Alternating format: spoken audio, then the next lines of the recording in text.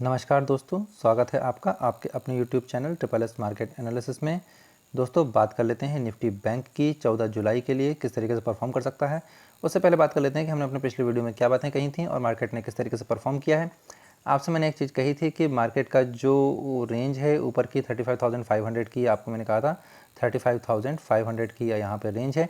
इसके ऊपर 100 पॉइंट जो है आपको और ऐड कर लेने हैं, तो लगभग 35,600 की यहाँ पर आपको रेंज के हिसाब से आपको चलना है कि 600 की रेंज जो है आपको यहाँ पे मिल सकती है। तो आप यहाँ पे देख सकते हैं कि दोनों ही रेंजें यहाँ पर जो मार्केट ने टच कर ली, 500 भी टच कर लिया, 600 भी टच कर लिया और मार्केट और ऊपर तक निकल गई। उसके लिए भी आपको बताया था कि निफ्टी के बजाय बैंक निफ्टी का जो चार्ट है वो ज़्यादा स्ट्रॉन्ग नज़र आ रहा है और निफ्टी बैंक जो है ऊपर बढ़ने के लिए बिल्कुल तैयार है कि निफ्टी बैंक जो है ऊपर की तरफ जाए।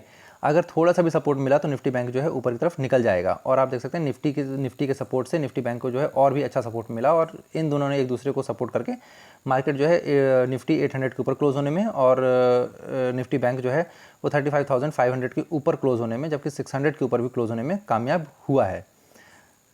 तो जो बात एक ही बात यहाँ पर गड़बड़ हुई है, जो बातें मैंने कही थी कि वॉल्यूम के अनुसार मार्केट को एक बार अपने क्लोजिंग के नीचे आना चाहिए, जबकि मार्केट जो है नीचे क्लोजिंग के नीचे ना आकर केवल अपने ऊपर के, क्योंकि गैप अप, इतना ज़्यादा गैप अप खुल गई मार्केट, जो उम्मीद से ज़्यादा ही गैप अप खुली है मार्केट। तो वहाँ पर जो कॉल राइटर्स हैं उन्होंने इतना जो नीचे यहाँ तक आना चाहिए था, क्योंकि ये मार्केट है, यहाँ पे हमेशा सीखने को मिलेगा आपको कि मार्केट में लोग कब अपनी पोजीशन को क्लोज करेंगे और कब मार्केट जो है ऊपर की तरफ जाएगी। ये चीज़ बहुत इंपॉर्टेंट होती है। तो मैंने आपसे एक चीज़ उसके लिए भी कही थी कि आपका काम है किस तरीके से एक लाइन यहाँ और एक ऊपर की लाइन यहाँ पर आपको टच कर लेनी है। मार्केट कब किस लाइन को टच कर रही है और किस लाइन को टच नहीं कर रही है और मार्केट कब वापस लौट रही है। तो जब जिसने भी यहाँ पर ट्रेड लिया होगा उनको समझ में आएगा कि मार्केट यहाँ से वापस लौट रही है, तो अब यहाँ पे एक बहुत अच्छा कॉल की पोजीशन बनती है। आप यहाँ पे कॉल लेकर चल सकते हैं। तो जिन्होंने भी यहाँ पे कॉल की पोजीशन ली होगी उनको बहुत अच्छा प्रॉफिट यहाँ पर हुआ होगा। चलिए दोस्तों, ये बात हो गई, पुरानी बात हो गई कि जो रेंज की बात की वो आप यहाँ पे देख सकते हैं। बाकी चीज़ें जिस तरीके की जो भी बातें की हैं वो कितना सही और कितना गलत है वो आप उनका एनालिसिस कर सकते हैं। अब बात करते हैं 14 जुलाई के लिए कि 14 जुलाई को मार्केट क्या किस तरीके से परफॉर्म कर सकता है और यहाँ पर जो है वो रेंज क्या निकल कर आ रही है। तो उसके लिए चलते हैं ऑप्शन चेन के ऊपर, देखते हैं पहले ऑप्शन चेन का डाटा क्या बोल रहा है और फिर हम बात करेंगे बाकी चीज़ों के ऊपर। ओके दोस्तों, तो आप यहाँ पे देख सकते हैं कि मार्केट अभी एट द मनी की बात अगर करें तो 35,700 के एट द मनी के ऊपर मार्केट यहाँ पर क्लोज दिखाई पड़ रही है। दूसरी चीज़, मार्केट मैक्स टू मैक्स अगर जाती है तो ऑलरेडी ये मार्केट 700 के पास है। मैक्स टू मैक्स 35,900 के पास तक, यहाँ मुझे 35,000 मैक्स टू मैक्स मुझे 35,900 के पास तक मार्केट ऊपर यहाँ पे ज़्यादा दिखाई दे रही है कि मार्केट 35,900 के पास तक ऊपर जा सकती है। इसके बाद अगर बात की जाए तो ऊपर पुट राइटर्स कहीं कोई बहुत एक्टिव नहीं है, केवल कॉल राइटर्स अगर अपनी पोजीशन क्लोज करते हैं तो ही मार्केट ऊपर की तरफ जाती हुई दिखाई दे सकती है। अदरवाइज़ यहाँ पर कोई बहुत ज़्यादा स्ट्रॉन्ग जो है पुट राइटर्स की पोजीशन दिखाई नहीं पड़ रही है ऊपर साइड में। जबकि नीचे की साइड में देखें तो नीचे के साइड में अभी भी जो है वो काफ़ी चीज़ें गैप खुला हुआ है। मार्केट वापस अगर नीचे की तरफ जाना शुरू करती है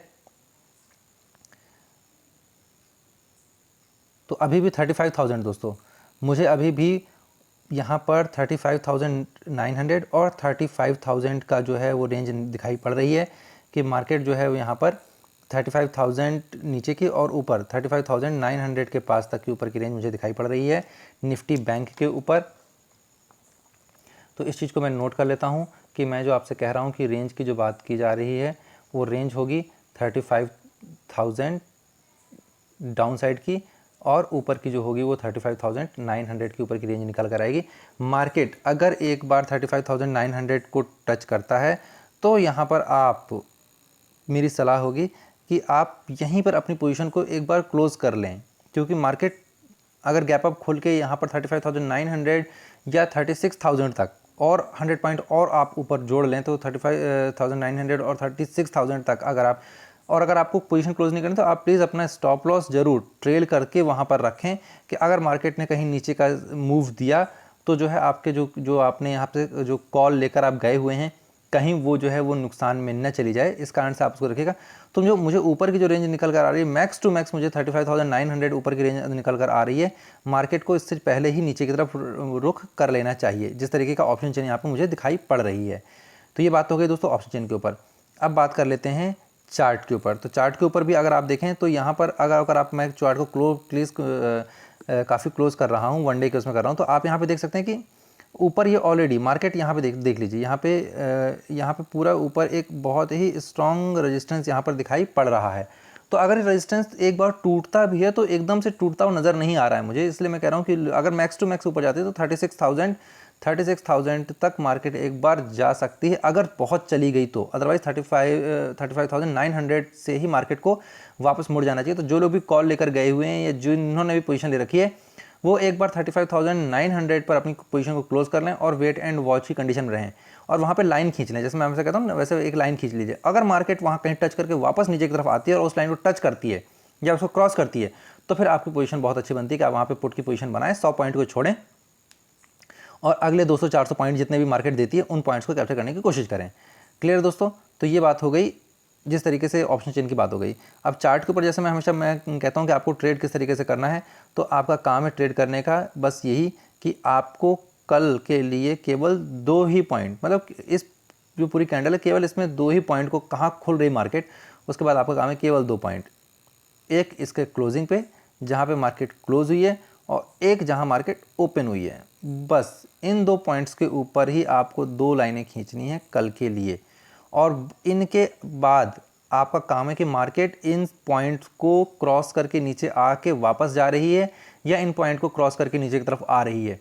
मार्केट ऊपर से नीचे की तरफ आ रही है, किस तरीके से आ रही है, 35,800 पे रेजिस्टेंस ले रही है, 35,900 पे रेजिस्टेंस ले रही है।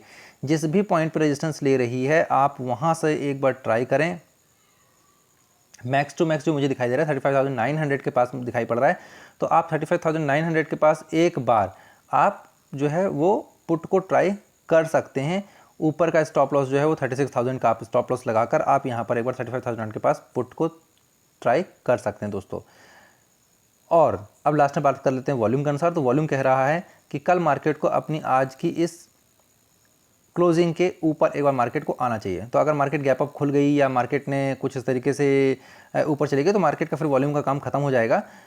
तो वॉल्यूम का काम खत्म होने के बाद वो जो है आज का जो उसको जो मार्केट को आज को जो गिरना चाहिए था, जो नहीं गिरी है, वो हो सकता है कि कल आपको मूव यहाँ पर दिखा दे दोस्तों।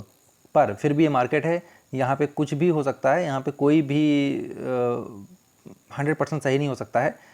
पर हम एक दिन पहले एनालिसिस करते हैं, वो एनालिसिस इसलिए होता है कि मार्केट जब कल खुलेगी तो मार्केट किस तरीके से परफॉर्म करेगी, उन चीज़ों को यहाँ पर एनालिसिस किया जाता है। इसके बाद आप देखते हैं लगातार ही जो ऑप्शन चेन है, वॉल्यूम है, सब कुछ लगातार बदलता रहता है, पूरे के पूरे दिन भर मार्केट चलती रहती है और मार्केट जो है अपना डाटा को लगातार बदलती रहती है। पर फिलहाल जो आज का डाटा नज़र निकल कर आ रहा है वो इसी तरीके का है। मार्केट फिर से अपने ऊपर के एक रेंज पर आ गई है, यहाँ से मार्केट क्या रेजिस्टेंस लेगी या नहीं लेगी ये देखने लायक बात होगी।